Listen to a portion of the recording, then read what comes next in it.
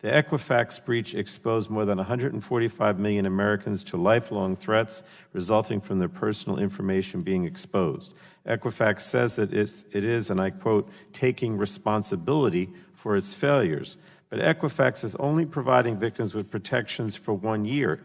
It refuses to give people meaningful control over how Equifax shares and sells the personal information that it collects. And that's not taking responsibility, it's taking advantage, in my opinion. Consumer reporting agencies collect vast amounts of personal information on almost every American, including children. And this is the information that determines whether someone gets a job or a new home or can afford medical care. And these companies are data brokers too, selling all of that information to advertisers and others.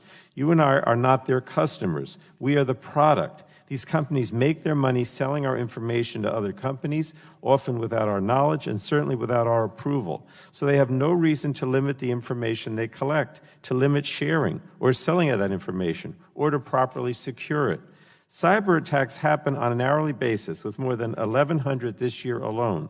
Consumer reporting agencies and data brokers make rich targets for hackers because of the sensitivity and quantity of information they hold. And those companies know it. In fact, it was reported that Equifax was warned by a security researcher in late 2016 that Equifax was vulnerable to attack, but Equifax did nothing and had no incentive to do anything.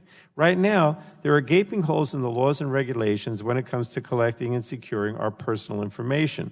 The bill that Ranking Member Schakowsky and I introduced, the Secure and Protect Americans Data Act, would close some of these loopholes. It would provide the Federal Trade Commission with the authority to assign monetary penalty against companies that fail to protect personal information or who fail to provide timely and meaningful notice to consumers that their information has been stolen. It would also give additional protections to victims after a breach.